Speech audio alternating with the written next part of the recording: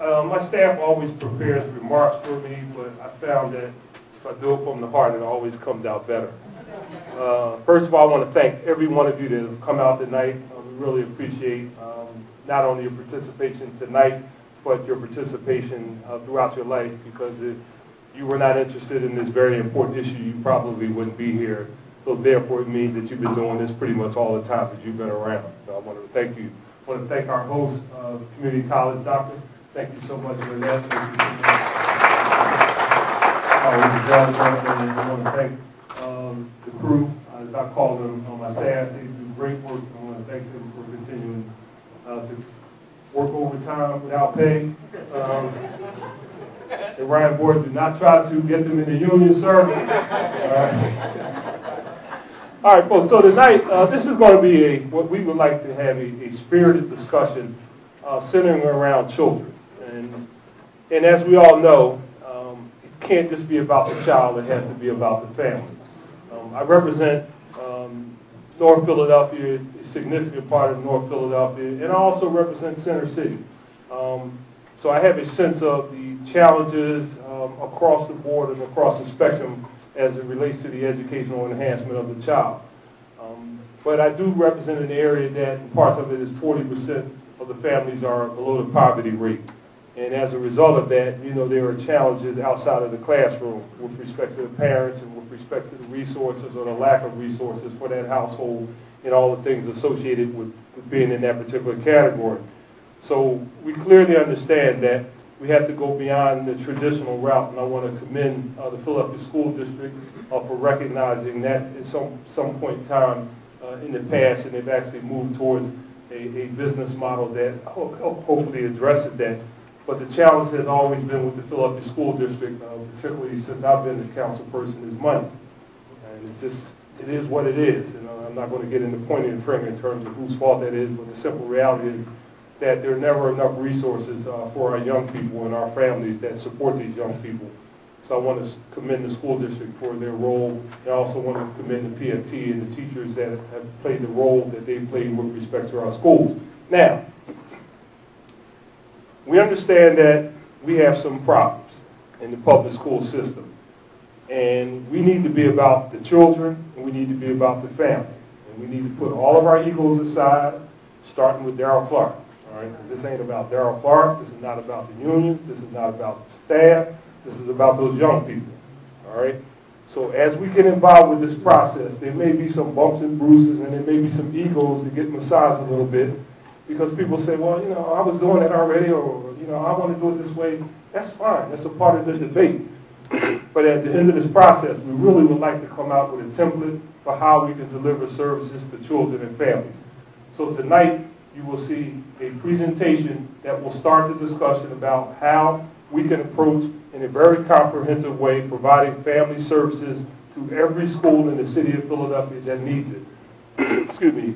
We have some schools that happen to be fortunate enough to be located in proximity to some of our wonderful universities. But the simple reality is the majority of schools are not in proximity to wonderful universities, so they don't get to have an Alexander model. They don't get to have some of the things that Temple is doing with their local schools. But the simple reality is that some of those things that are being done well. And we have to figure out a way to expand it across the spectrum of the entire school district of the city of Philadelphia. And we think we have a business model that will allow us to do that. I was talking to a reporter earlier that the level of encouragement that we've had as it relates to the conversation that we've had with some of the larger universities, I see some representatives here, they say that they want to be involved, but we need to come up with a process that will allow us to coordinate these services. So tonight, we're going to talk about business models that actually work, not necessarily in the city of Philadelphia, although I believe we are going to reference one school, and we're going to talk about a coordinating process that actually works. And then we're going to talk about how do we deliver these services in a coordinating way to address all aspects of our education and our family services and be in a position. I'm going to say one little quick story, and then I'm going to turn the mic over to Ms. Lewis. Recently, thanks to Jerry and Hillary, they took me to a school up in Roxborough, Amy 6, up on Ridge Avenue. And we went into school, and they had a great principal, and she was doing wonderful work, and the children were bright and enthusiastic. And the simple reality is that while there were some good things going on in that school, the reality is there were challenges. So the first thing you ask was, do you have a school nurse? No. Do you have a counselor? Well, not really. You know, somebody kind of comes by every now and then. They said, well, you know, this is not right. You know, we got to figure out a way. So as we toured the school, we went to another section of the school in the rear that actually faced portions of Ridge Avenue. And there were all these vacant rooms. And I'm looking at the rooms, we're saying, well, we can put a clinic in here, right? Because the clinic, there's an exterior door that faces Ridge Avenue. And that clinic could actually provide clinical services to the general population, for-profit clinic, whatever, right? But they can also enter into a contract with the Philadelphia School District to provide some services to that child, those children in that school. And I don't know, you know, who they work for or what role or what the contract would be. But the reality is there's an opportunity in that particular school. And 2 blocks south of that, a colleague of mine, Councilman Jones, has an office, right, on Ridge Avenue. He has his little district office, you know, we made sure we took care of that. We're paying rent, you know, at the going rate. So I'm looking, I said, well, why can't Councilman Jones have his office in that school? So the people in that neighborhood, they can not only have an environment where they can get clinical services, right, and the children can have an opportunity to have a school nurse, and anybody that wants some kind of city service, they can actually go to that building. So you have a school in the middle of a neighborhood that can provide the entire spectrum of services to those families and to those children. And guess what? There is a school in every neighborhood in the city of Philadelphia, right? So we think that the school should be the focal point of family-based services in terms of delivery for the children and the family, and we think that there is a model that will allow us to do that.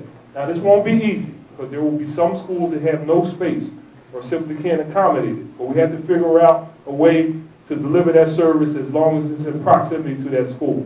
So this is going to be the path we're going to take.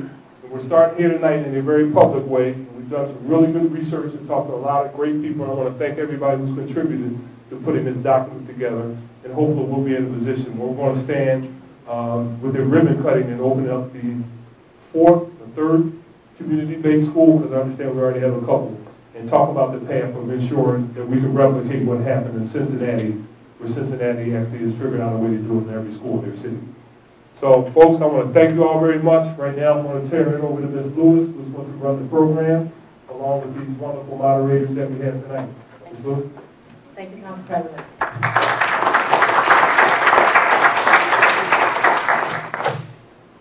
This is a tall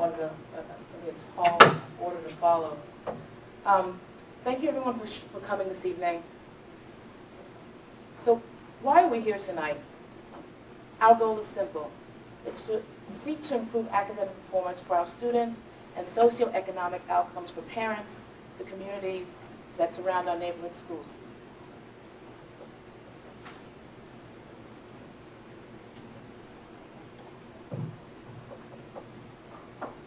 We know that our educators and parents do so much with so little. And City Council believes that it's now time to find a way to make it easier for their hard work that will have a lasting impact. By freeing students from the distractions of health or socioeconomic issues, we have an opportunity to provide an environment that will let teachers do what they do best, and that is teach. And this will take all of us to make this work.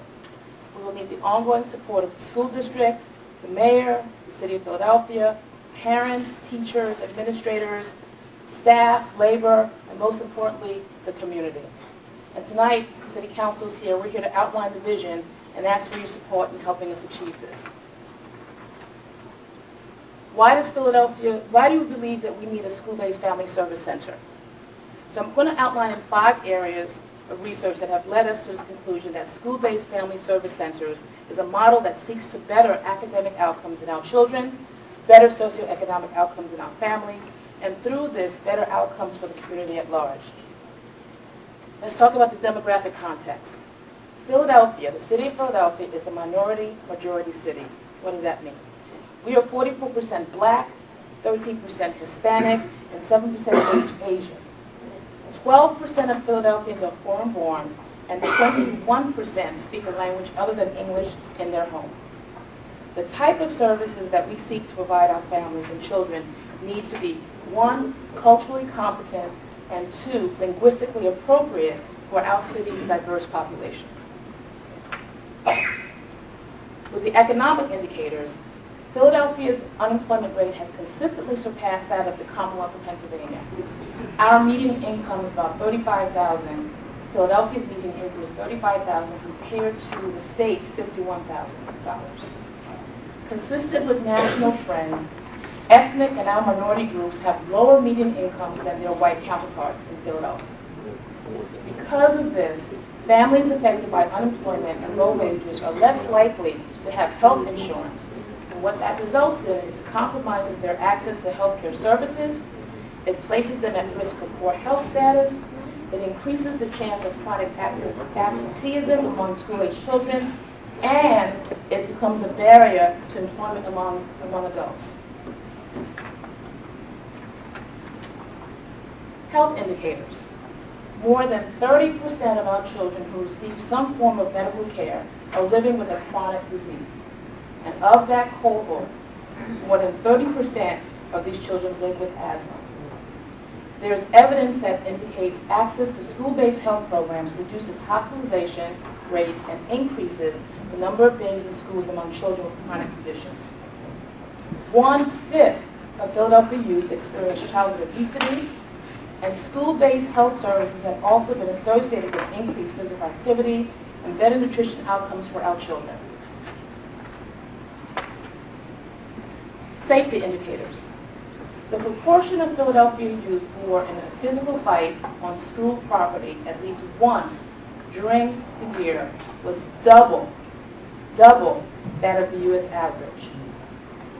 A reported 2,700 violent incidents reported at Philadelphia schools during the 2012-2013 academic year. Exposure to violence, including peer victimization and family and community violence, are damaging to our youth. And studies have suggested that exposure to violence, directly or as witness, may be linked to poor academic outcomes. Alcohol and substance abuse. Programs addressing both parental and youth substance abuse behaviors are imperative for the academic success of our city's youth and better economic outcomes for the community. One-third of our youth reported that they have at least one drink of alcohol or have used marijuana at least once during the 30 days prior to this survey. And almost 1/5 of our youth, or 20%, has tried alcohol for the first time before age 13. Research has established an association between poor grades and substance use among our young people. So how does this all tie into the idea behind the school-based family service? The goal of the School-Based Family Services Center is to improve the effectiveness and the education of children, education that our children are receiving. Through strengthening the entire family and improving wellness among the community, the risk factors that can prevent a child from reaching their full potential in the classroom can be diminished. And we have seen this results in places that have adopted community schooling, which is why we're really excited about being here this evening. And so while I don't want to bore you with any more statistics, I have a few more sobering stats to provide to you. Philadelphia ranks the first in the state for public school dropouts, more than triple the state average.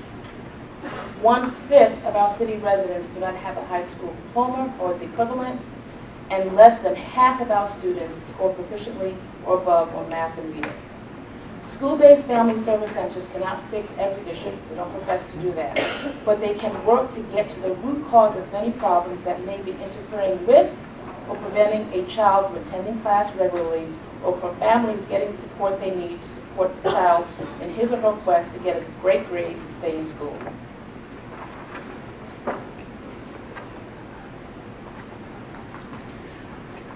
So some of the common characteristics of a successful community school involve the following.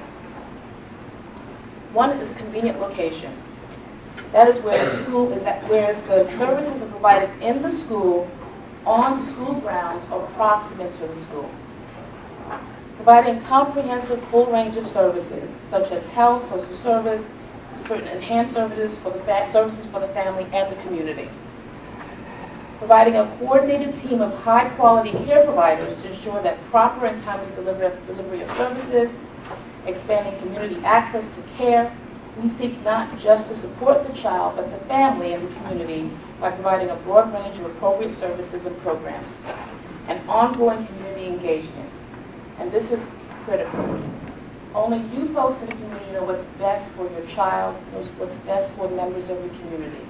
We can't just drop in and say, we're going to offer you this menu of services, which in the end don't adequately meet the needs of the child or the community. And it's critical that we have the input of the community to help us identify those needs that are necessary and required to, again, support the child and support the family and the community. So what we seek to do is bundle city services under one roof, which is the basis of community schools.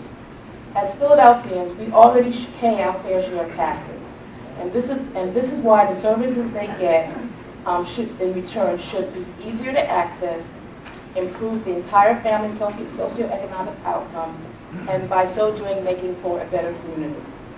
Currently, our city services are delivered through departments and agencies in a manner that is based on a 20th century or governmental organizational model that is inefficient and ineffective. To employ a better and more effective way to provide these much-needed services, we need to take existing city tax dollars and resources and deliver them in a way that can better serve the needs of the family. So where do we start? Well, first of all, we need to determine those city services that support our children and their families. Currently, City Council is undergoing its annual review of the mayor's proposed operating and capital budgets for fiscal year 2016. We are asking every department and agency that receives funding from the city to provide a plan of who and how they would redirect their services to the neighborhood schools and the communities in which they reside. For instance, the city currently funds certain literacy programs, after-school daycare subsidies, GED classes, and English training courses for bilingual families. How about we take those services and house them under one roof and offer them to the community in such a way that delivery is more efficient and more effective? That would be a whole lot easier. And once we've done that, we then step out and look for leveraging with our community partners to provide on-site care. These days, parent dollars don't stretch as far as they would like to. And quite frankly, as a parent, you find that your time is very limited. If we're going to make sure that our children have everything they need to make the most of every day of their school, or put differently, if we're going to remove barriers to positive academic outcomes, we need to make sure that their health needs are being fully taken care of first. So close your eyes for a minute and imagine. What if we could take world-class doctors, dentists, vision and behavioral health specialists from Penn, Drexel, Temple, and elsewhere, and bring them directly into your child's school? And what if your child received a vision checkup so that early intervention is determined so they can quickly address any medical issues? What if every 6 months your child gets a dental checkup by a Penn dentist during the child's school day in such a manner that is not disruptive to the child's learning or your ability to get to be able to provide for your family? Excuse me. And later in the day, what if you got a report from the dentist saying your child is good, or your child has some corrective measures that need to be taken care of, and this is how we're going to do it? What if your child has challenges in their home causing her to be disruptive in class? And what if all she really needed was to be able to talk to a counselor or behavioral health specialist, and one was quickly made available during the school day? And what if a parent who was struggling to make ends meet and was looking for benefits like SNAP or housing assistance, but who was unable to navigate the different offices he would have to travel for fear of losing his hourly wage job? And what if there was a social service intake office on school grounds that had evening hours where the parent was able to talk to a certified social worker and apply for benefits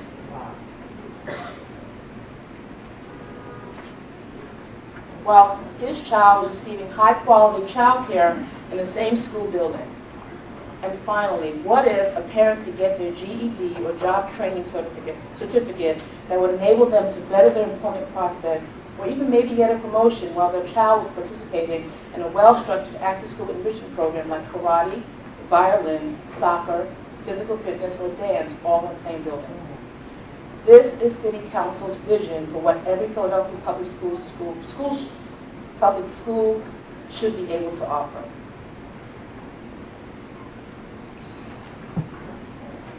And we believe that with your help and your contributions to designing a system that listens and responds to the needs of each individual neighborhood school, the end result will be nothing short of transformational.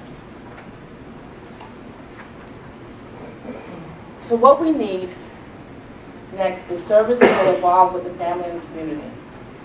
And so we need to be able, again, to have the neighbors identify what the services are. So some neighborhoods may have a need for language access, like translation services or ESL classes, and others may just need certain enrichment programs. And some other neighborhoods might look for extended enrichment for after-school programs so that parents can hold a second job. All these ideas are taken into account from your input. And this is done through the formation of what's called a Community Advisory Board. And these boards are made up of parents, educators, and administrators, service providers, community leaders, people who are involved in the well-being of the child and the community. And they will function very much like many of the existing parent groups. In fact, some of them may very well serve as a foundation or evolve into the Community Advisory Board, serving as a building blocks that you've already established in your schools. These CABs, these Community Advisory Boards, will serve three functions.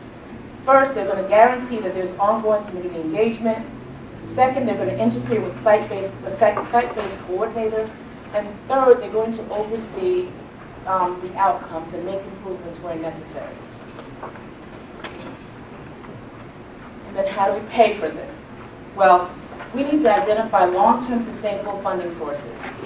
We don't envision that this is going to be easy, but we want to make sure that whatever funding source we get is sustainable and can support the ongoing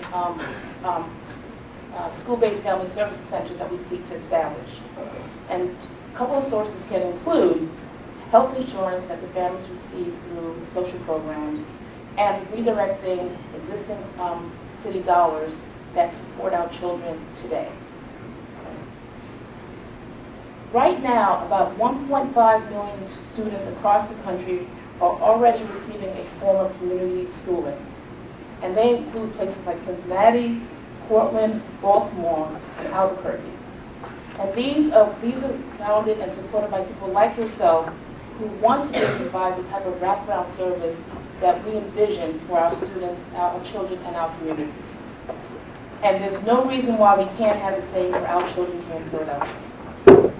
Right now, we're going to show a quick video about how community schools are playing out in the city of Cincinnati, which is what our model is based on.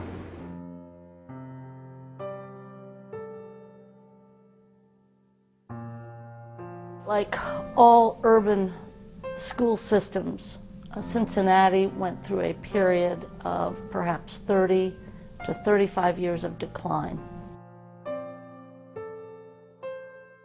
In the mid-90s, there was a Supreme Court case in Ohio that found that the condition of schools in the state of Ohio was so poor, that the facilities were so poor as to deny children an adequate public education. And since the Constitution requires that all children be provided with the opportunity to have an adequate public education, that the condition of the buildings actually was unconstitutional. There were very few people that we knew, if any, middle class, who were looking to keep their kids in the local neighborhood school. It was determined that there needed to be a rebirth or a renaissance. The state then allocated funding through the Ohio School Facilities Commission so that every school in the district could then be brought up to par. We began looking at what kind of school we wanted because it became very obvious too that we had a great deal of say as a community and community members as to what the school would look like, what we could put into it what the needs of the community were.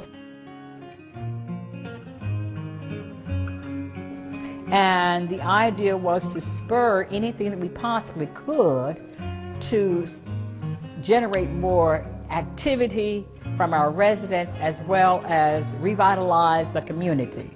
The driving really was how to create the kind of school that I would want for my own child, and to take it to the next level, what kind of neighborhood would I want to live in, that I would want my child, my grandchildren to have the opportunity to live in. And it's a way of perhaps kind of getting back to that old concept of neighborhood or village.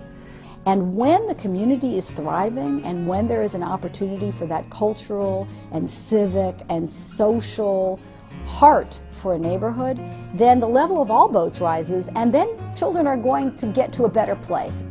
To let the community know that we genuinely want their input and want their involvement, I go to community council meetings, I visit the public libraries, I stop by the local churches, I meet with parent groups, I go on safety walks, and we do this neighborhood by neighborhood, building a grassroots team that can carry the message. We are putting the public back in public education. It's this whole series of individuals or programs that really wrap around a child during the school day and also after the school day, providing all kinds of opportunities and possibly some kind of health care if necessary. And with the economic challenges, children are challenged, families are challenged, neighborhoods are challenged. Community learning centers provide that central access point. We kind of wanted it to be the centerpiece of the community. Whatever you needed, you would be able to get at Pleasant Hill Academy. This way, it's much more convenient for the family as well as the school, because we are now in the school, in their neighborhood, so basically it's a walk. And the parents also know that their students have a safe place to stay, to get their needs met. If they need homework assistance, it's there. If they need tutoring, it's there. If they want to take a hip-hop class, it's there. If they want to learn how to cook, it's there.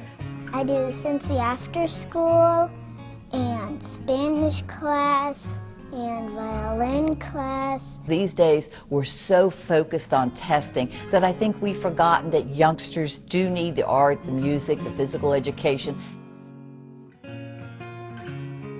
Whatever you're looking for, there's somebody on site to create it for you. I love community learning centers because of the parent engagement piece.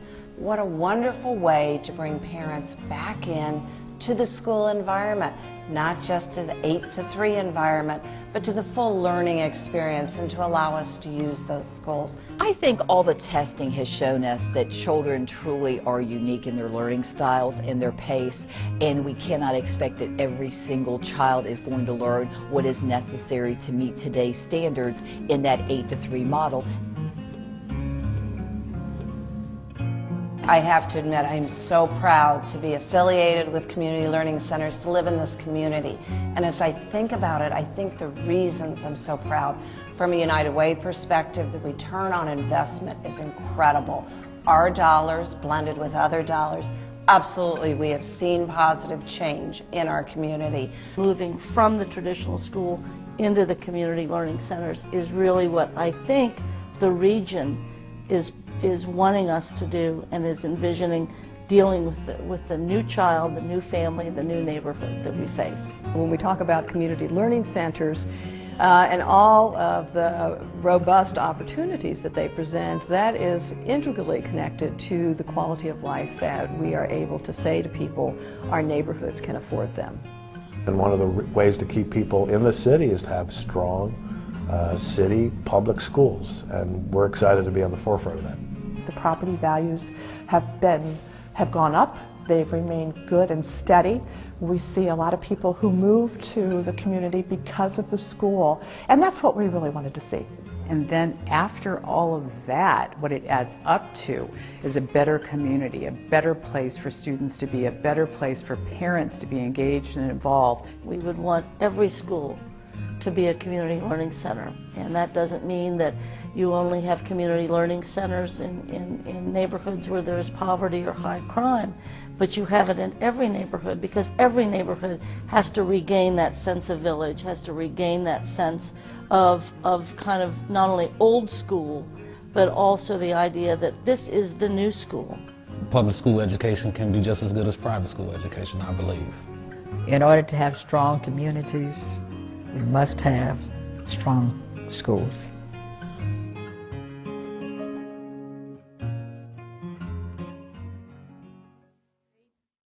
And they have surpassed their enrollment projections in part because of middle-class families returning to the neighborhood schools. That's what the community schools in Ohio did, and I think we can do that here.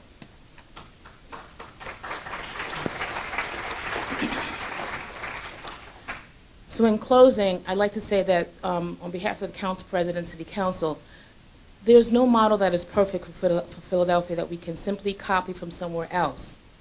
But we know that we can work together because we know what's best for our children and our communities in the neighborhood, and that we're going to constantly evolve as we move forward with this idea. And with that, we're going to move into the panel discussion. And as we do that, I want to thank everyone in advance for your support of this idea, of helping us grow this idea, because it's clear that we cannot do this without you. And so with that, I'd like to introduce you to tonight's panel moderator, who is Dr. Warren Simmons. I'm going to read his bio very quickly. Dr. Warren Simmons directs the work of the Annenberg Institute for School Reform at Brown University. And its mission is to improve outcomes and practices in urban schools, especially those serving economically disadvantaged students. Before joining the Institute in 1998, he was the founding director of the Philadelphia Education Fund right here in our backyard, a reform support organization that helped the School District of Philadelphia to fund, develop, and implement new academic standards, content-based professional development, standard-based curriculum resources, and comprehensive school reform as part of the Children Achieving Reform Agenda. Previously at the Annie E. Casey Foundation, Dr. Warren developed and funded initiatives on community development and urban school reform. He also served as special assistant to the superintendent of schools in Prince George's County, Maryland, where he planned and implemented district-wide initiatives on improving the achievement of traditionally underserved students. Dr. Simmons received a BA in psychology from Macalester College and a PhD in psychology from Cornell University. He's a recent recipient of the Distinguished Citizens Award from the National Governors Association and has served on the advisory group and board of several prominent national organizations. Thank you for being here this evening with us, Dr. Simmons. Thank you. It's always good to be back in Philadelphia, especially at the request of the City Council. People are laughing, right? The last time I was here in City Council, it wasn't so pleasant. But we all grow and we all learn, right, Jerry Jordan? Yes, we do. So we have 4 panelists that are here to discuss community schools from their different perspectives.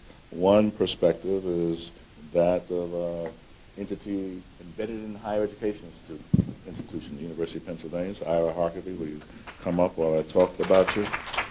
Ira is a longtime colleague, sometimes adversary. Associate Vice President and Founding Director of the Barbara and Edward Netter City for Community Partnerships at the University of Pennsylvania. He's an historian with extensive experience building university school community partnerships, executive editor of University and Community Schools. So this is a man who is locally from a higher education perch been involved in strengthening our schools and building community partnerships for as long as I've known you, and that's been a pretty long time, the early 90s. We also have Julia. I grew up in East Harlem, Puerto Rican neighborhoods. I'm going to say Julia Baez. She's the senior director of initiatives for the Family League of Baltimore. So this brings a perspective on community schools from a community-based organization that provides services to school-age youth and families. In Baltimore, she came to the Family League in 2012 to develop the expansion of the Family League's largest initiative, the Community and School Engagement Strategy. worked for Baltimore City Public Schools, so you can see the relationship between schools and community engagement in this. And prior to joining Baltimore, she was the director of the 21st Century Community Learning Center in Southeast Baltimore as well. And so we have the perspective of a community service organization in Baltimore and a city that is implementing this. Is it citywide? It is. All right. I used to work at the Annie Casey Foundation, so I have roots in Baltimore. I've been kicked out of many places over my career. And we're going to come back to Philadelphia right now and get a school-based perspective. And we have Principal L'Oreal Robinson. She's the proud principal of Spring Garden Elementary School since 2010. They made me say this. I shouldn't say this. She's going into her 18th year. My goodness, graduated high school, went straight into education as an educator, and under her leadership, Spring Garden School has continued to thrive. The state assessment scores have gone up in reading and math. She's a strong collaborative relationship with her faculty as well. You can't do this work without lots of support from families and parents and community. And so from the community perspective, we have Sheila Armstrong. She is first and foremost a parent at Spring Garden. But she's a parent who works constructively with school leadership. She's a tireless advocate for children and their families in the community, and she's president of the Spring Garden School Parent Teacher Community Association. She is highly charismatic and passionate. So we're here to have a conversation, and we'll start with the panel for about 20 minutes, and then we'll go to the audience. But there's a burning question. You can stop and interrupt me as we go along. We have a historian here, and I think it's always important for us to take a historical perspective. That's probably because I'm 64 years old, and I don't want to forget all the things that I have done or not done in the past. And I want all of us to remember that these are new ideas that are also old ideas. And so I remember under Children Achieving, David Hornbeck came to this beloved city. We had something called Family Resource Centers. So tell me about community schools today, and tell me about them historically. Thank you. Thank you, Warren. First, I want to thank all of you for being here, and for Council President Clarke. This is a very important discussion. And as a historian, I'm very pleased that my long-term friend Warren started with that question. There's a long history to community schools. They're as American as any institution. They go back actually to settlement house workers, Jane Addams and Lillian Wall, who brought services from settlement houses. They said settlement houses were scattered, but schools were everywhere. Then John Dewey in 1902 wrote an essay, The School is Social Center, in which he said what the council president said, that every school should in fact be a center of a community. That was the first idea.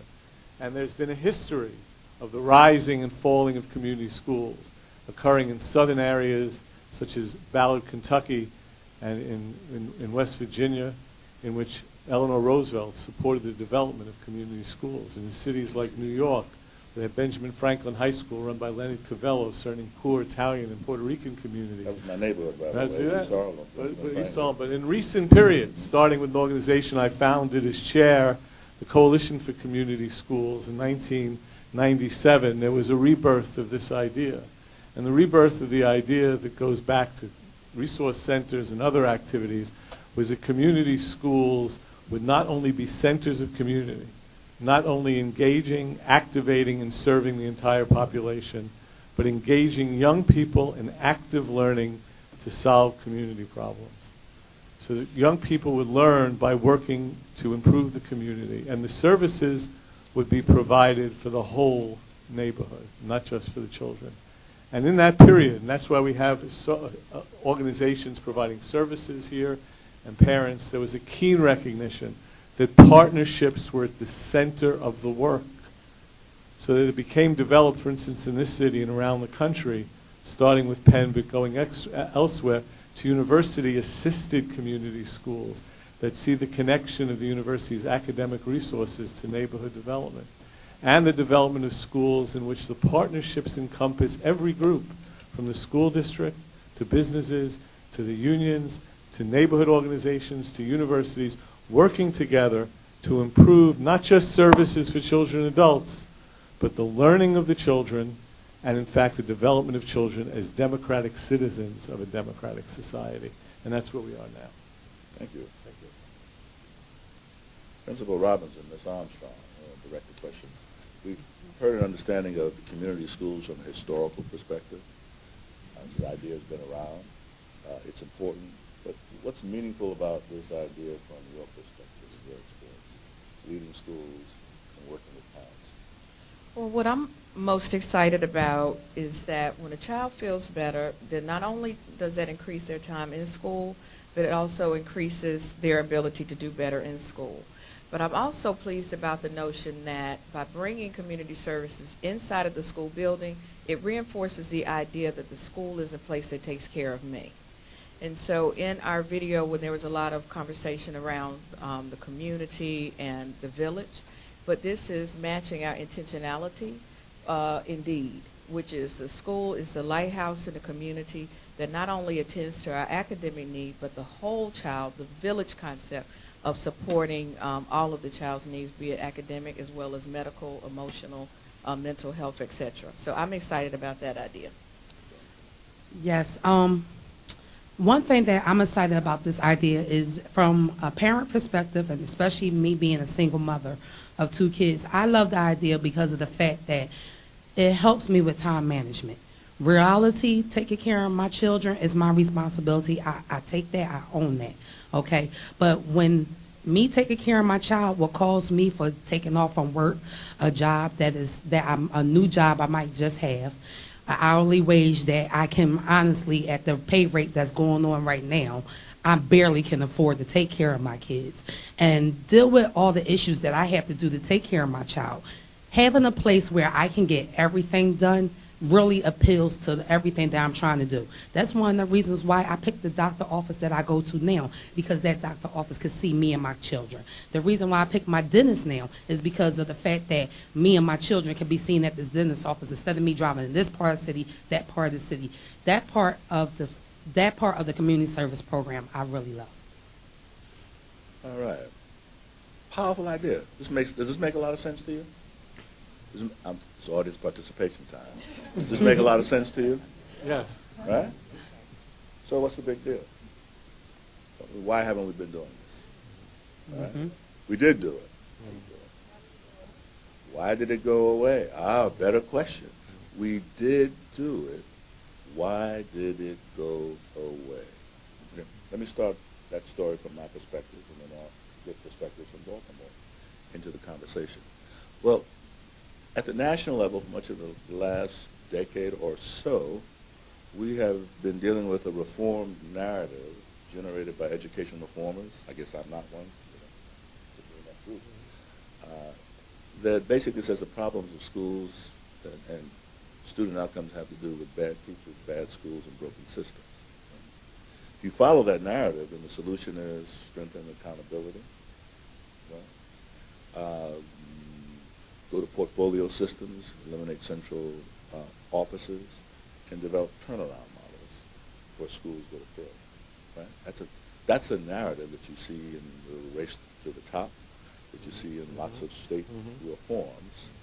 And it's a narrative that also says that while all children can achieve, poverty shouldn't be used as an excuse. Right? And so there's a sort of conflict here with a narrative that says the success of students in schools can be derived solely from the effort of teachers and students in schools, and poverty, while it exists, shouldn't be used as an excuse. And if schools are in the business of doing something other than educating kids, it will undermine and weaken their academic rigor. Right? That's a narrative that we've all been laboring and struggling with, and we finally see an opportunity to shift that narrative of bad teachers, bad schools, broken systems to a narrative that says invest in schools, invest in families, and invest in communities, and you will, with those aligned investments, build strong systems to produce larger outcomes. Right? So there's a shift in narrative here that is changing the culture and both the policies and practices in reform. Baltimore was a place, and then my colleague Andres Alonso, that started out very powerfully with that portfolio and choice model. How has community schools helped Baltimore make that shift, and what is it about community schools that you think is leading a new movement in Baltimore? Is that a fair question to answer? Sure. Not one on the list, but what the hell is came. So the second part of your question was what's special about What's special about that's yeah. what you're going to answer. Right? Well, so and what was and the first part is, well, how did you get to where you are, given that Baltimore was the sort of shining example of a sort of portfolio school system? So community schools existed before Andres Alonso. Is that right? And so, community schools in Baltimore, like Philadelphia, wasn't a sort of new conversation or a new story. Community schools in Baltimore very much grew out of grassroots community organizing and neighborhoods and families and partners coming together to say, this is the place. We're all centralized around this place. How do we work together to make sure that we can sort of think about school buildings as hubs for our community instead of just the place where kids go and we pick them up at the end of the day. And so when the conversation sort of came into Baltimore around portfolio schools and school reform, I think because the conversation around the necessity for family and community engagement, for service delivery, was so cemented in what the community wanted, what neighborhoods needed, that that conversation around school reform, this was part of what the vision was in Baltimore for school reform, which was deepening the work and the engagement with families. I also think, for Baltimore, like probably every city, we're a city of neighborhoods. And what's so special for us about the community schools model as well, we're a system of 45 community schools in the city. It's a place-based strategy. It's reflective of the neighborhood that community school is in. So while all of our community schools are focusing on family engagement, one neighborhood may focus on English language services for families, while another has a child care center for parenting teens, so they can drop their kids off in the morning, go to school, and pick them up at the end of the day. And, so it allows neighborhoods and communities to really still hold dear sort of what is true about them, but it allows a framework and a way to think about how do we leverage partnerships and resources in the most efficient way and deliver them through a school building. So we live in an outcome-centered age, right, where you have to prove, you have to have what they call proof points. The education reformers like to say proof points. So what's the proof point in Baltimore for the community schools work? So, I think in terms of the national conversation, it's really, community schools create the conditions for students to be successful. In Baltimore, while community schools has been around for years, we relaunched the Baltimore Community School Model in 2012, aligning community schools and after-school programs, which were sort of two unique, separate systems functioning within the city, but all really aligned around the same goals. When we did that, there were existing sort of evaluation measures and framework for after school, looking at the ABCs, attendance, behavior, and coursework. What we wanted to do when we broadened the strategy and thought about community schools was, what are the right measurements and when is the right time to measure them, right? Ultimately, our goal in Baltimore is that all students graduate college and career ready. So that's our ultimate measurement. But what are our sort of short-term and intermediate goals to look at? Are we beginning to create those conditions in our schools, in our communities, for students to be successful? So we've begun looking at things like chronic absenteeism as a leading indicator of what other issues are around that are happening with students and families.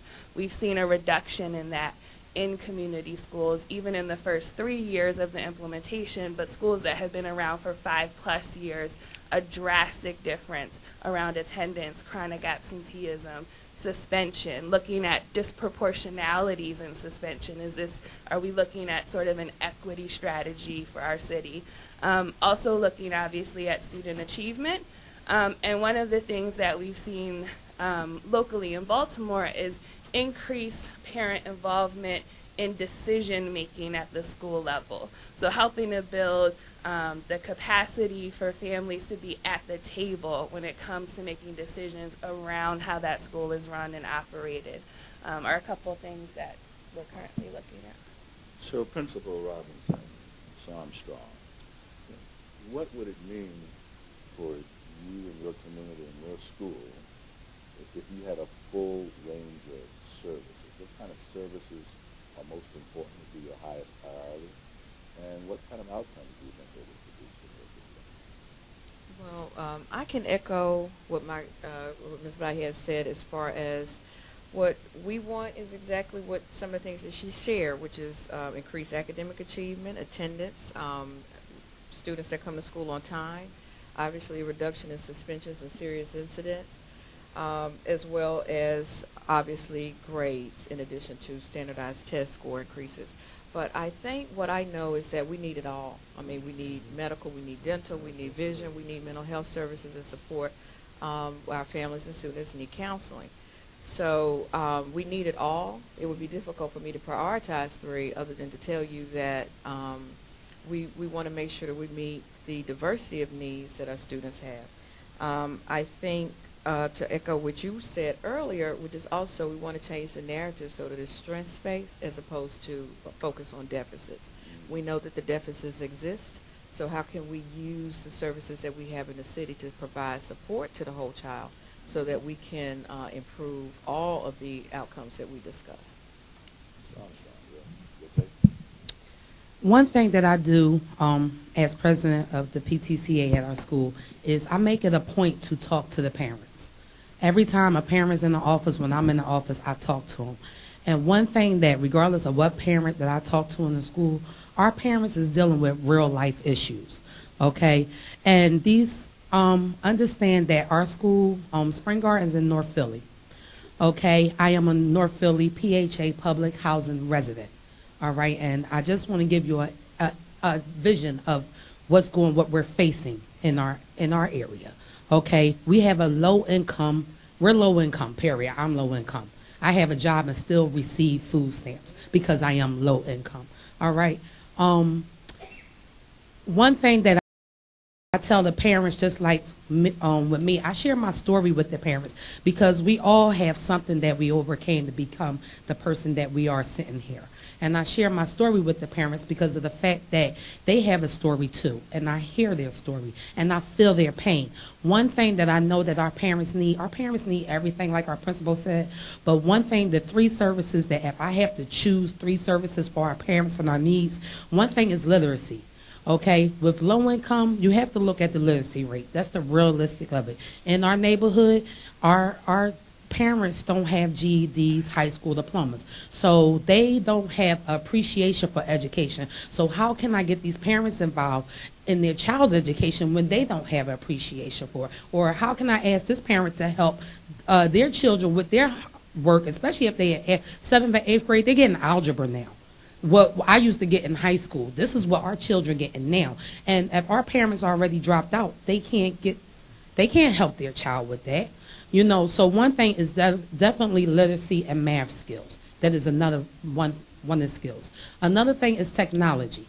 All right, I would love to see technology. One thing that I always talk to teachers and especially people in high school, stuff like that, I would love to see every family efficient in Microsoft Office.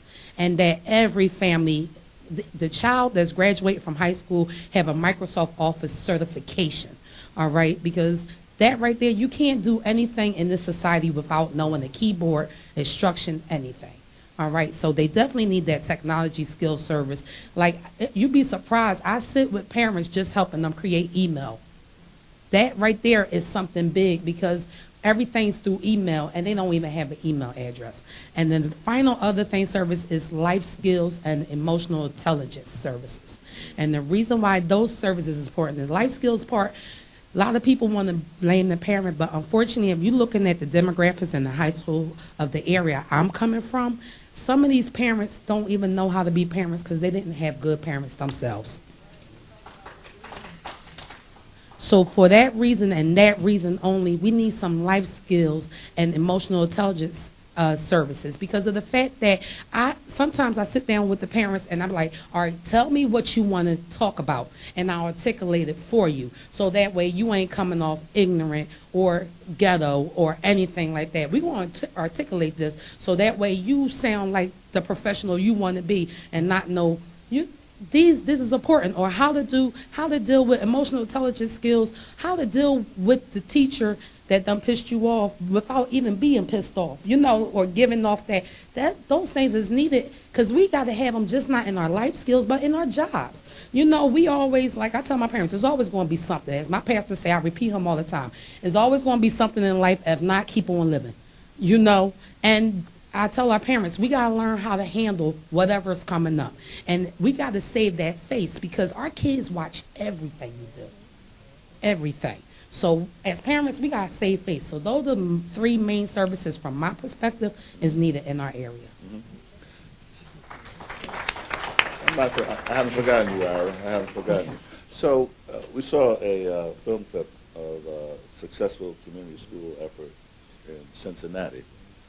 I want to talk about the implementation supports that are needed to do this work, right? At the community level, but also at the city level. What wasn't evident in that film clip is that Cincinnati is one of the leading STRIVE partnership cities, right? So the city has a cross-sector partnership involving mayor, higher education, business leadership, community leadership. And at the city level, they plan, identify a broad range of outcomes, measure, coordinate services at the city level, and then they have, at the local and neighborhood level, sort of representative groups that mirror what you have at the city level. Right? So you think about the planning and coordination that's required to implement this. It requires some kind of infrastructure at the school and community level to do the planning at that level of implementation. It requires it regionally, but it requires it across the city as well. As you think about infrastructure that would support the equitable implementation, that every community has access to these services in schools, implementation that is culturally responsive. Different communities have different demographics, right? Implementation that is sustainable. Right? We tend to do these wonderful things for a couple of years, and then the money runs out, and the partnership phrase, you know what I'm talking about. And then 10 years from now, we're back talking about something that we tried 20 years ago.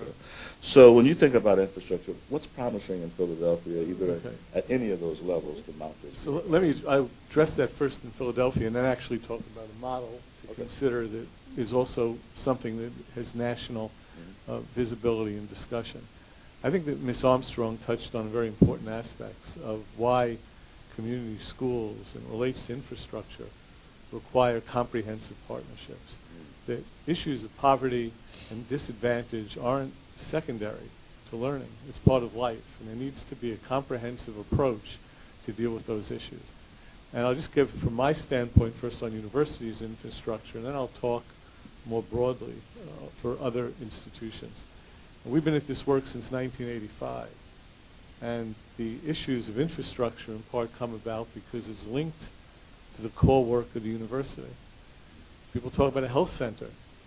Well, we have a health center at Sayre High School, federally qualified health center that's linked to the learning of medical students, dentists, social workers, physicians, and linked to the learning of the Sayre students who get health certificates and get certified.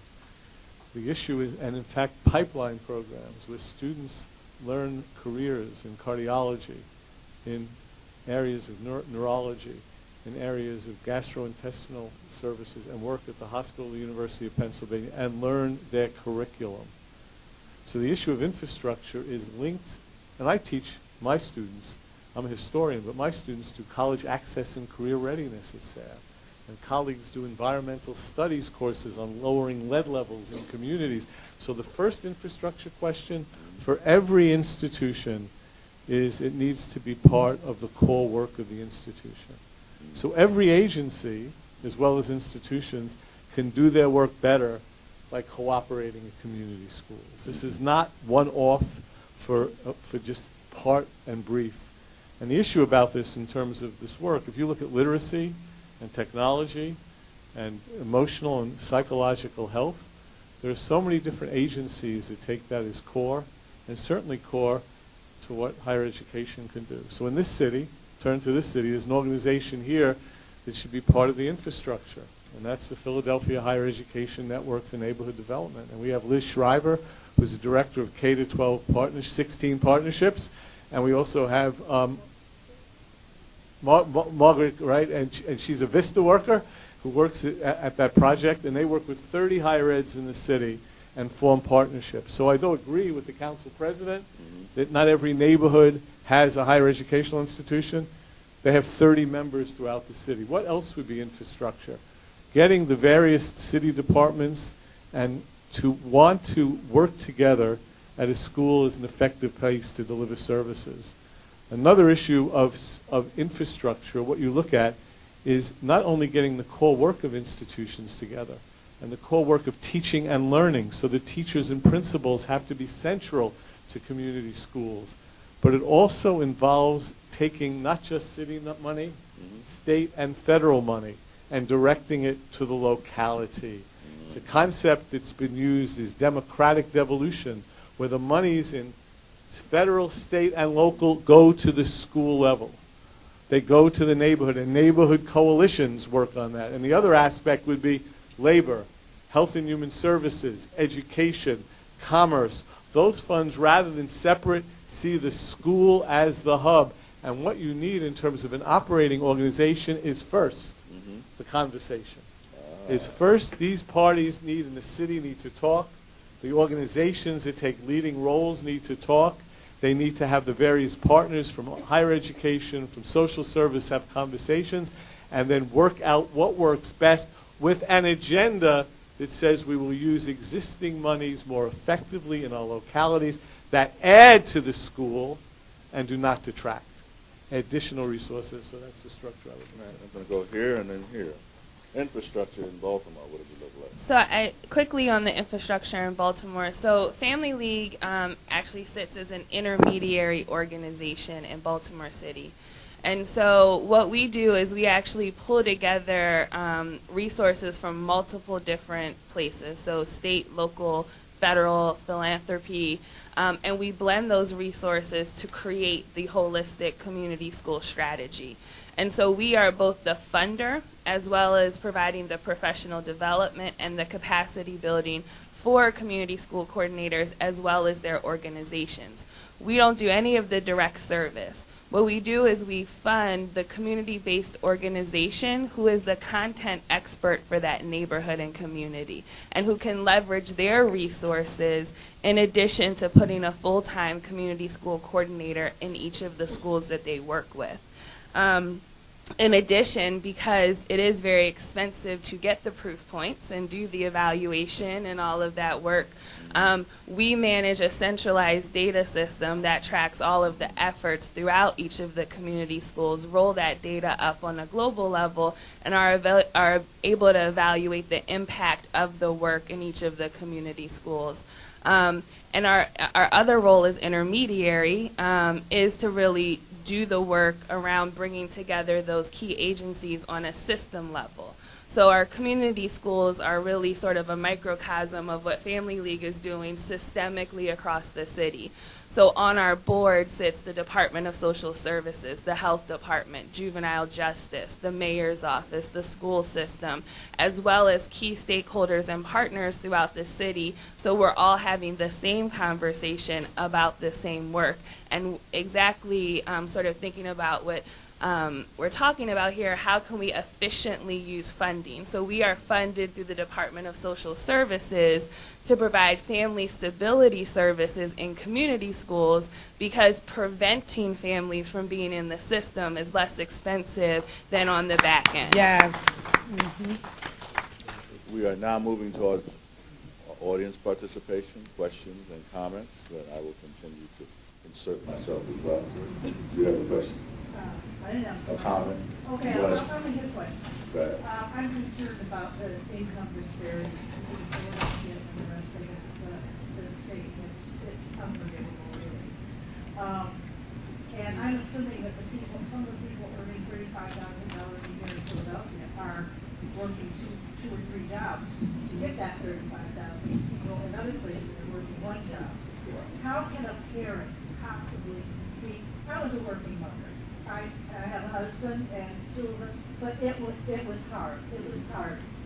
I would like to see if you would consider putting in every school, along with the health department and the social services and things like that, some community organizations that are working for things to get rid of this income disparity, like Working Families, Action United, Philadelphia Coalition Advocating for Public Schools, even somebody from the AFL-CIO to tell the community how to organize a union. Because it seems to me that if you're out working 8 hours a day, you should have a decent income.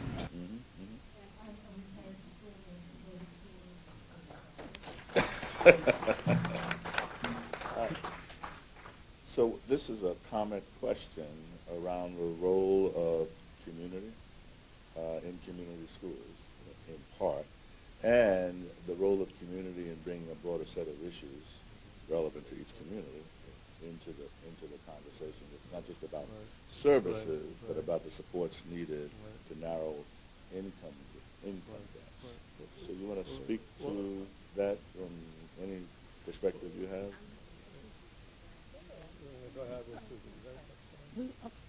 Okay. All right. One thing that I know is I'm a single mother. I have a full-time job, and it's still not enough income. The things that I recognize, one is it's a lot of changes that will have to be done with the whole system. One is, yes, we need a living wage that's realistic. Okay, that's simple put. The other thing that I see also is we got to make sure our families have the job skills. So that's where I think about with the literacy and the technology. If we start bringing the literacy, the technology, and the job skills into the schools and having families do it, then we'll start seeing it. My everything is not always great with a union. I'm not against a union. I'm not for a union. But my whole thing is, let's first pay the people what they deserve, and then let's talk about everything else. Because right now at this $7.25 rate, which is the minimum wage, it's horrible. And I got a degree, and they still offer me below my degree rate. So that's just a whole totally different topic. But bringing it back to this topic right here, okay, we need to make sure that families is getting the job skills and the infrastructure, because you ain't let me answer that. One thing that I see on the infrastructure side, okay, on the parent level, because I love the idea, I love the concept and everything about this. The concern that I have is you can bring all the services in the school, but it's the people, how we're treating one another, okay, that makes the point. We can have a doctor there, everything like that, but guess what? If that doctor act like he's better than me, if you come in our community thinking you know what we need, and if you don't have that type of attitude, that our families is not going to come, because they already going through issues. They don't need to be feeling humiliated. So the infrastructure we need on the ground level, we need people in there that's real, that's going to be honest and genuine. Okay, we don't need nobody there for a paycheck. We already got too many of those. All right. I'm going to ask a question over here, and I'm going to. So all this coordination of services stuff, right? It's a lot of meetings, right? It's a lot of meetings. And you're having people from the union, the school department, agencies, right? But there are some people like me and you, who are, you get paid. You get paid to attend all these meetings, right? So we have capacity that supports our participation in all these meetings. But there are other people who are not paid and are still required to participate. So tell me, what kind of supports do we need to begin to provide so there's equitable support for participation? So you're in a school, so you're a principal. I know you got a zillion things that you're held accountable for doing, right? That relate to your evaluation and your job and value add and whatever else you got going on here. And then this requires you to sit in another set of meetings. what supports do you need? You've already mentioned as a parent, do you need so that you can participate meaningfully as part of this local infrastructure, for instance? Well, I'll respond to that by saying that the commitment has to be to, as this lady brought out, equitable as well as access. So equity as well as access. Mm-hmm. And so as a school leader, I am committed to the whole child and whatever that takes to support it. So yes, it is a lot of extra work and meetings, as I'm here tonight, you know, right. and have to be at work in the morning. During PSSA time. Yes, during PSSAs. But for me, I am committed because I love my school community. I love my colleagues that I work with every day, but more importantly, I love my students. And so for me, it's whatever it takes. But I think as we navigate this conversation, I mean, it is a very complex undertaking with a lot of moving parts. I do think we need to have a lot of stakeholders at the table, which is why I appreciate Mrs. Armstrong's input, you know, as a parent, my PTA parent, but then also educators, people who have integrated this work already successfully in other urban school districts. So I think the draw has to be people who are first and foremost want to see not just a Band-Aid or a gimmick, but really begin to address the root of the problems and the issues that are in the community. And it may manifest itself as disparities in academics, when in some cases is deficits is in mental health. It may be deficits in medical treatment, something as simple as not having eyeglasses. I can't see the board, so because I can't see the board, I can't perform well. Or maybe I have a chemical imbalance that's untreated, and so, you know, I need ADHD medication, or maybe I just need counseling because there's a traumatic event. So I think what we need to do as far as infrastructure is support a root cause analysis. Let's address the roots and not continue to Band-Aid the problems that's going on in the district. Who are you, sir? Pastor Tony Vanderway. But I was just sitting up here and I was looking at the whole concept of everything. And I'm not going to say that I'm for or against the concept, but I come from North Philadelphia and I come from alcoholics and drugs and things of that nature. And I'm not going to get choked up, but in school I graduated from William Penn High School not knowing how to read or write.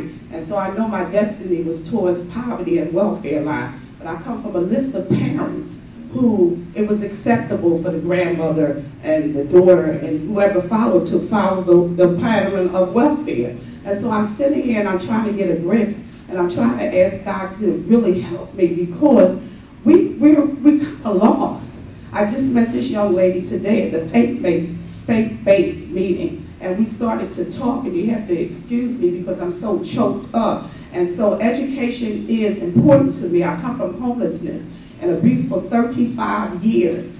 And so my kids, even in school, the people didn't know that I was going through abuse and my kids was going through abuse. But I took my kids. We couldn't get to a library. And so even in a small place, I sheltered them and I helped them to read, even though I didn't know how to read. God taught me how to read. But it's a jungle. Our kids is living in a jungle. Let me ask you a question. So what in your experience would you recommend the community schools? What kind of supports should they provide, given what you Okay, so since the things that I've been through, I had really latched on to my faith. God was the only thing that kept me alive, because I would be dead if it wasn't for my faith. So I would stand up here and say I'm graduating from Harkin College in May.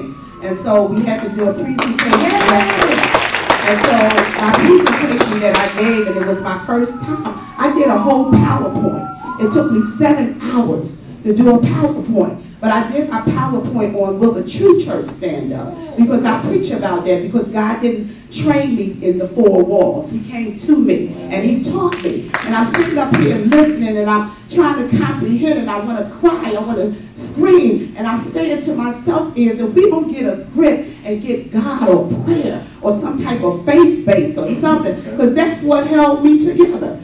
The only thing that held me together was my faith and my belief in God. But I'm saying I like that concept of everything, like the community and all that kind of stuff. Because when I'm coming up and when I was coming up, if that was in place for me, being if I needed some attention for my mental thing, or if I needed something to go through for, you know, if I get a little cut or a little Band-Aid, that's fine. But we got to implement some things because this is a war zone for our baby. This is not. So let me reinforce what you just said. So I grew up in New York City, in East Harlem, born in 1951, in one of the worst communities in New York City. What I think saved me was we had settlement houses, and the faith institutions were part of economic and community development. Right? They weren't. I mean, David Hornbeck. In fact, I first met David Hornbeck, who was superintendent here. I met him because he was a seminarian who lived in my community for 3 years and worked with me in camp. So the faith institutions are part of the infrastructure. They're not excluded. Right, excuse me. In our work developing the Burnett Johnson Health Center, which exists at the Sayre School, the communities of faith identified, along with the other community organizations, the need for that health center. And it was a Communities of Faith coalition that worked with the university to provide the necessary space at the school to help make the plans and move it forward. So part of this relates to that very good question that was asked earlier about organizing in the neighborhood. Community schools also are centers for community conversation. They're centers for democracy. They're centers to have people come together. And one of the most important organizations in the work we've done at 5 university-assisted community schools in West Philadelphia are the Communities of Faith. They are a crucial voice, but it's everyone's voice. It's the school taking on the issues as appropriate to its neighborhood. And one thing you need to do that, because it takes time, is every school that's a community school needs a community school coordinator. It needs an individual to work with the principal and the teachers. And in our case, we've gotten that coordinator not through just students helping out, but through using state, federal, and local monies coming together to have someone help coordinate the services and work, importantly, with the teachers and principals. Services alone are insufficient. It has to be linked to the child's learning and the core educational function of the school, and to see the community as a resource for learning, not just as something to be served, and that's very important. Back there. Hi.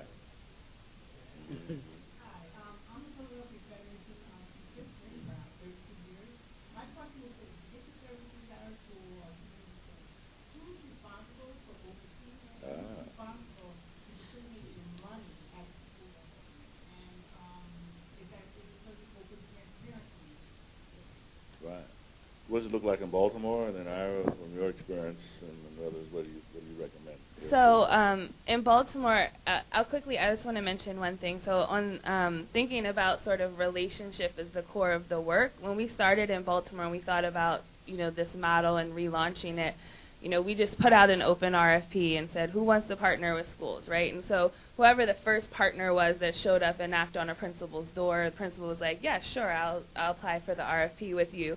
So we felt like we started with arranged marriages, and we needed to spend a little more time dating and identifying what those meetings look like. So we launched a planning process where we didn't fully fund the community school coordinator. We gave a small grant to community-based organizations to begin forming that team. Who were going to be the families and the community partners who are going to sit at the table with the teachers and the principal, who were going to be those teachers that stepped up. So it wasn't an assignment, it came from what people were really passionate about, which I think is how you get the buy-in and the commitment. And in Baltimore, the community school coordinator is the one that manages the partnerships. And the reason there's a central point of contact is for all the reasons we're talking about. Making sure that the students that are most in need of those services are getting them, that we're not duplicating efforts, that we're making sure we have the right set of coordinated services. So the first thing every community school coordinator in Baltimore does is a thorough needs assessment of that community, of that neighborhood, engaging families, students, teachers, community members, so that when we're building partnerships, we're building them so they're reflective of the needs of that community, and not just because it's a menu of choices. It's the right choice at the right time to serve that population.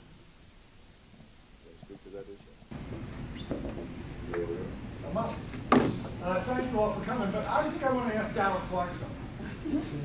All right, so here's the question. The question. In this city, what do we need to be doing in our neighborhoods to get this stuff started? Good question. Good question. That is a great question, and thank you for asking it. We're starting today, and I want to tell you real briefly because I really enjoy other people talking. Me not having to be a part of the process. but the simple reality is that this is the first public discussion about this model at the level. There have been, as I referenced earlier, a couple of models within this Philadelphia school district that I understand are quite successful. But the challenge is that we have to expand it quickly, right, and quite aggressively. So when we had the conversation earlier, what we said is that it's our responsibility as elected officials to figure out a way to develop opportunities for resources. So during the course of the hearings, in the existing budget hearings, what we've asked every department to come up, what does your department do as it relates to enhancing the education in the public school system? And they actually have written testimony to reflect that. We have these little boards behind us and everything. And we actually visited a number of universities. I don't want to call, see one of our good friends here who works for one of the large universities. I'm not going to call them out today. Two of my good friends actually. Can I call you guys out? Why not? I'll say, we talked to the University of Pennsylvania, we talked to the Temple University of Drexel, and these are like the bigger, and they, said, we like this and we're in. So, what we're going to have to do after this conversation is to follow through, because, I'm just being honest, I've been doing this a lot of times, we had these meetings, and you have a proposal, and people, oh yeah, all in, and then it's the follow through. Sometimes it's great, more often than not, it's not that great. So first thing I want to ask is make sure that everybody sign the sign-in sheet, and then we're going to have a follow-through in terms of having a process that people who are interested in various aspects of this proposal get engaged, because I understand that things tend to get done better in smaller groups. And then at some point, I'm going to be very honest on things, I get myself in trouble a lot because I'm extremely candid. At some point, Darrell Clarke and his great staff, we're going to move on to something else. Right? So this is going to have to be something that the people, the stakeholders, take the responsibility to move this process along. We will not go away because we will always be responsible for the resources, but I really would like to see out of this group and others that couldn't make it tonight really help work with our individuals who have agreed to support us at this level, put together a strategy. There it is in the University of Penn, the Nutter Center. It is a great coordinating entity that helps coordinate those type of services. I would like to see us have something like that everywhere, or some entity like they did in Baltimore and ask for someone to run the program. But I'm ready. Hopefully you all are ready. And the next conversation that we have, either be it a smaller group or a large group, we got to get working. All right? I mean, we got to, it's a nice conversation. I'm loving it, but we got to do some work. That's right. So I hope I answered your question. I see a hand there, hand there, hand there. Your hand, yes.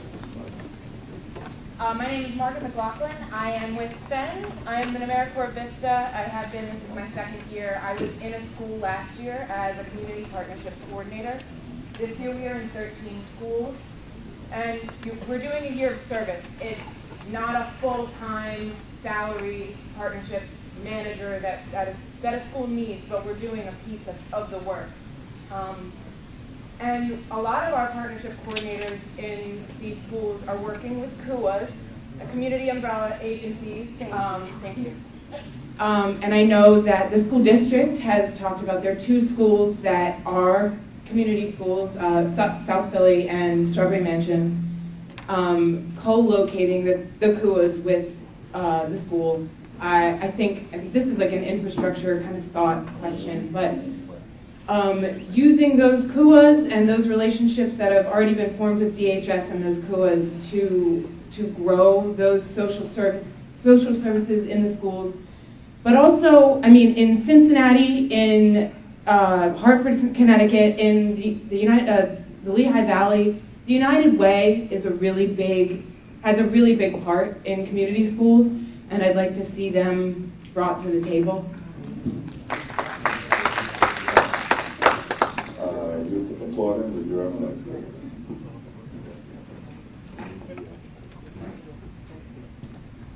My name is Joanne Graham, and I'm a former grants administrator with the School District of Philadelphia. Under the Hornbeck administration, I saw wonderful programs developed. Under the Garrett grant, we had a partnership with FIN, Philadelphia Futures. I had many partnerships with most of the universities in the area. In fact, Terry White was one of the directors. I had a partnership with University of Penn. I saw that the school district develop many great programs through Garrett 21st Century Community Learning Center. So my concern is not how can we get some of these wonderful programs started, because I know that we can. I'm concerned about sustainability. When you see one administration leave and another come in, I've seen time after time after time the baby get thrown out with the bathwater. And I believe that that's the main problem the school district of Philadelphia has had over the past 20-something years. They've lost wonderful administrators, particularly under the Vallis administration. I saw so many great programs leave and not get replaced. And so we're starting over and over and over. It creates such a deficit of brain drain leaving this district and lots of resources. So I'd like to have someone address that, and maybe Mr. Clarke, you can address that question, because it's probably your office who will have to make sure that the wonderful infrastructures that are created when this administration leaves, they're going to be retained. So please address that for me. Leave me alone. Real quick, because I really want to take it back. As long as there's an interest in our schools, I mean, people are going to participate. The simple reality is that if we aren't serious about this, and I know you all are here because you're here, and if we don't demand this of our elected officials and the people ultimately responsible for making sure that we put the resources in place to educate our kids, it won't happen, right? I mean, we're here, we're committed. I know my colleagues that I work with, we have done things over the last several years, raised people's real estate taxes, raised people's sales taxes. We've done what we had to do to make sure that funding was in school. But our frustration level reaches a certain point where we think that we need to be talking about some things a little differently. And I think if this works, I think it will be sustained. Let me make a comment about this. Yes, please. The cities that have sustained this work over time have shifted from a superintendent as savior model to a superintendent as partner and servant model. That is, the communities through engagement processes have developed a strategic plan, and what they do is they hire a leader to help implement that plan, as opposed to what many districts do, which is hire a savior who will implement his or her plan, no matter what else you can do in the meantime. So I think that's why you're an expert, sir. Yeah, that's why I've been kicked out of so many places. I try to be a servant. I have a question. So I think you have this requires a different shift. But let me go to this lady first, and then this gentleman here. So I really wanted to say thank you to all of the panelists and the facilitators and Council Clarke's office. And I really would like to say thank you to my sister here from Penn that mentioned the improving outcomes for children model that is currently going on in the city of Philadelphia. Ms. Baez, you mentioned something so important. You talked about the partnership in Baltimore with the Department of Social Services, DSS, which the equivalent here is DHS. You mentioned that prevention saves funding. Preventing families at risk from hitting that crisis mode saves on our funding, and when we're talking about reallocating funds and redirecting existing city funding to support this community school model, I think that's critical that we just continue to talk about that. Even with improving outcomes for children, the CUAs that you've been talking about, there are 10 CUAs that are strategically based in city neighborhoods here in Philadelphia that have that same autonomy that you guys are talking about to cater services to the neighborhoods. And my question is, if we're going to talk about community school models here in Philadelphia, how are we going to do that without talking about improving outcomes for children and the CUAs and what process of reform has started kind of in this model? So I give kudos to Sayer, and like you said, at Strawberry Mansion, we're trying the community school model, and I'm speaking from myself, not from an agency perspective or anything. It's been a little slow getting the support in our area from other entities to even get that community school model moving in Strawberry Mansion when the residents and the citizens are very empowered about it. So my question is, how did you move DSS, or how could we help DHS here in the city of Philadelphia and these CUAs with our political leaders, with our physical health entities, with the universities and the other folks that are supportive of this model, to really see a process that's already started push forward. It kind of came to a stalwart. And how do you push that forward using social service and understanding prevention mindset? So it's a lot of questions there, but I'm gonna try. No, it's the perfect question. So I think, one of the ways that we're moving those large city agencies is because of how we're structured in Baltimore. The fact that we have an intermediary organization that is a partner to the school district, a partner to the mayor's office, funded through city council dollars to implement the work, and then have DSS and our health department and everyone else sit at the table. So they're part of the process. They helped define the work before it was funded. They were there to help drive the work. We also, we had, before we relaunched our model in 2012, we had communities that had been community schools. We honored that work as we relaunched the model and funded them to help build their capacity to grow what they were already doing. It wasn't sort of wipe the slate clean. It was let's learn. And so we very much had what was a grassroots movement, and then in 2012 built the sort of grass top systemic development process so that we could bring it together to sort of address exactly what the issue is. It's hard enough to work with calling the 8,000 people in your social service agency to find the one person that can help you in your community than it is to have the director say, community schools is a priority. I need you all to connect and be the point person, for this school and this community and that neighborhood. So it's time, but it's getting the right people at the table who are going to stand shoulder to shoulder with you, who define the work the same way that you do, and see the investment as important from the beginning. The problems didn't happen yesterday. The solution isn't going to change tomorrow. So we have to have people who are willing to walk the walk and invest in those long-term strategies and outcomes. We have 10 more minutes. I'm going to take a few more questions, and then I'm going to use 8 minutes to make closing remarks. So, yeah, I have a question for Ms. Armstrong with regards to the nature of parenting in Philadelphia in 2015. I'm very sensitive to, the situation of parents from low-income areas going into a school, a hospital, or even a police station and not getting the kind of professional attitude or understanding that they should get. It's a turnoff. And I think Philadelphia traditionally has this kind of attitude in many of its human services professions where poor parents come in and kind of get blindsided by attitude. And when they react, it only exacerbates this problem. And in my heart and mind, this is an infrastructure problem. Okay, I think the paradigm in Philadelphia, human services across the board needs to shift to understand the population that you're working with.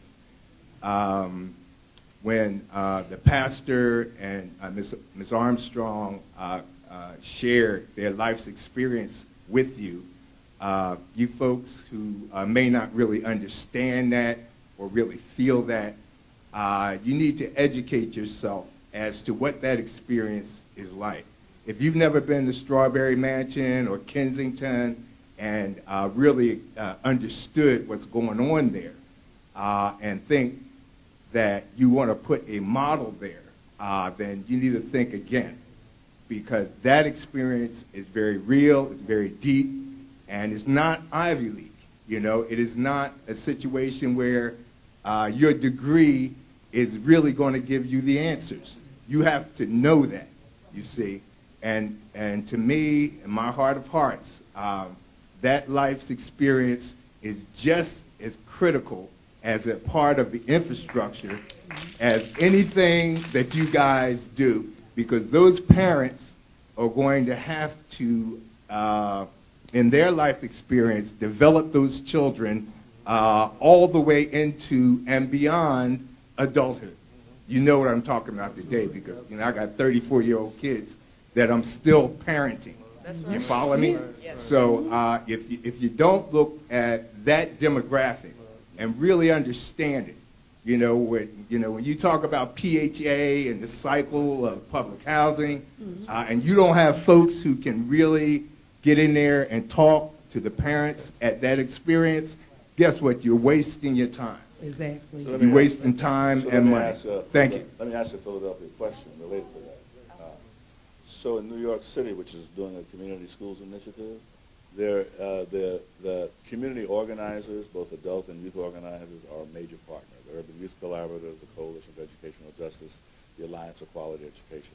So here in Philadelphia, as you think about community engagement and you think about the authentic voice of community to change the culture of people in higher education and city agencies, who would you involve and what supports do they need to be at the table? Because in New York and other places, the adult and youth organizers are willing, but they don't have the same resources to attend these kinds of meetings because they're full-time parents, they're full-time students, and their official jobs really don't support their participation in these jobs.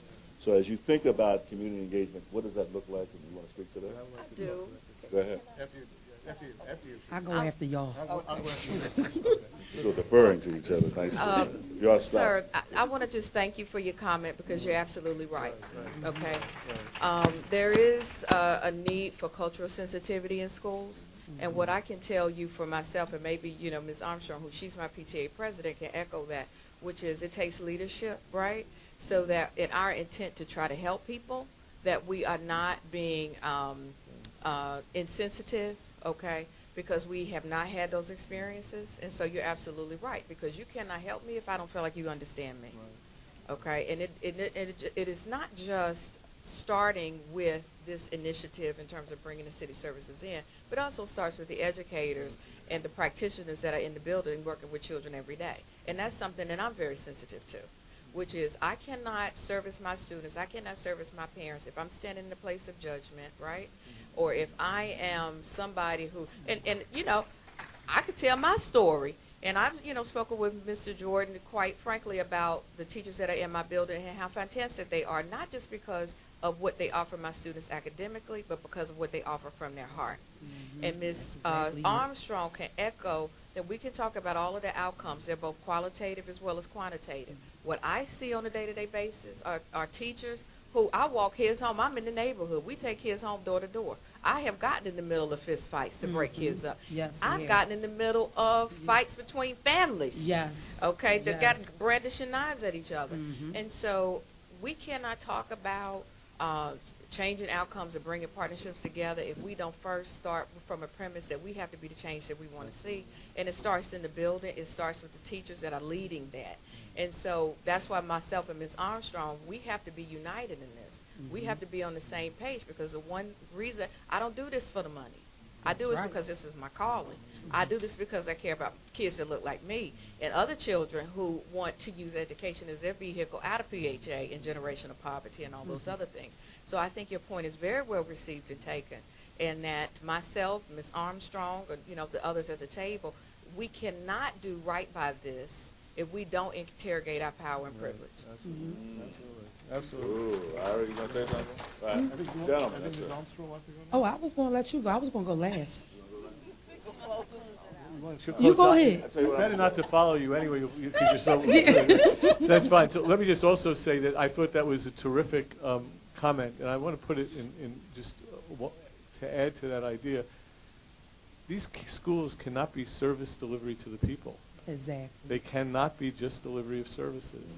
The idea of these schools are centers of neighborhoods and democracy. And to be very frank, universities don't have a clue on how to solve this alone.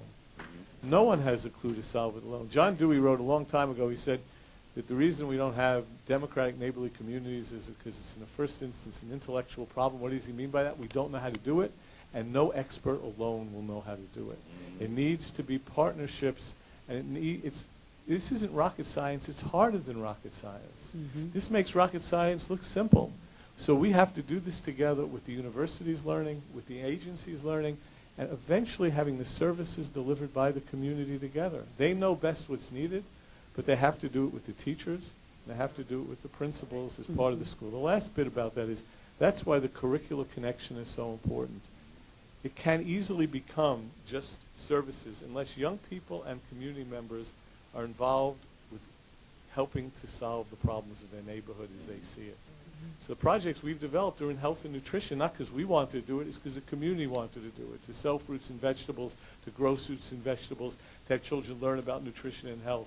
The project to lower lead levels in the neighborhood comes from the students and the community working together with other resources. So fundamentally, the resources help strengthen the neighborhood, and the services get provided by everyone.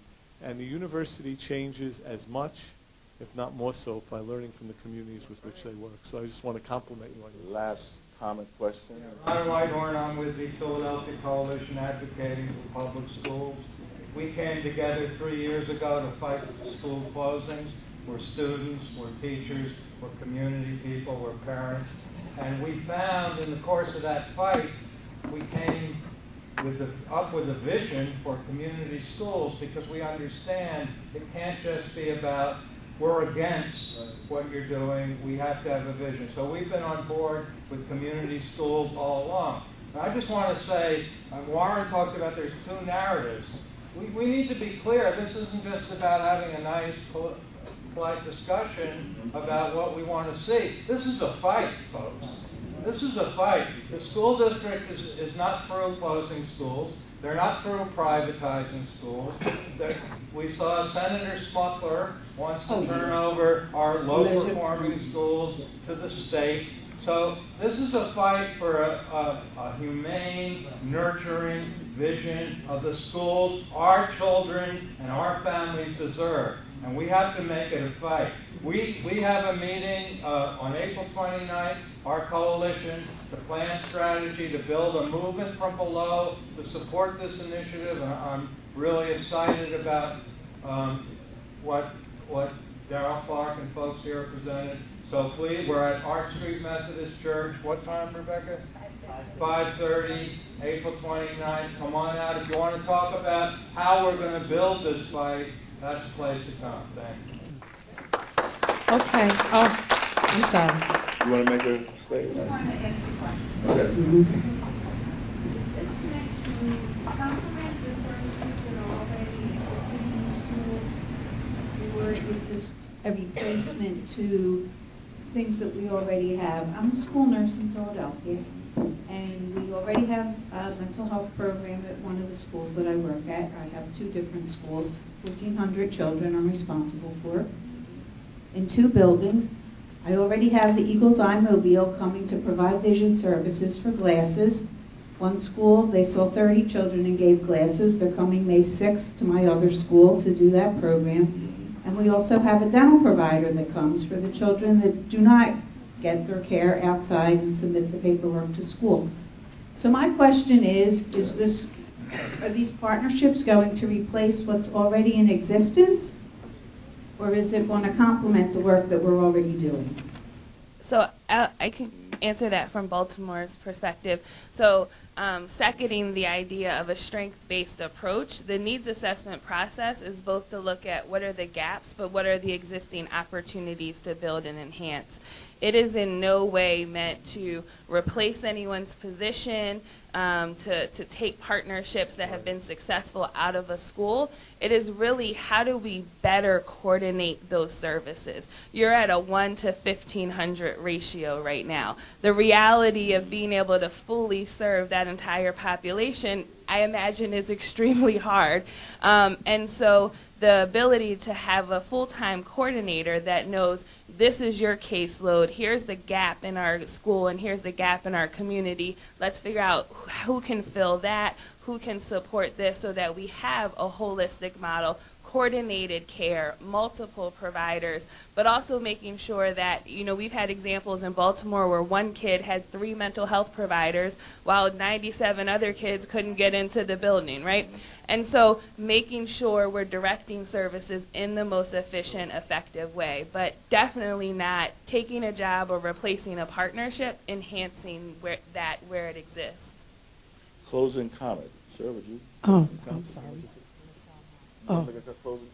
Okay, yes. All right.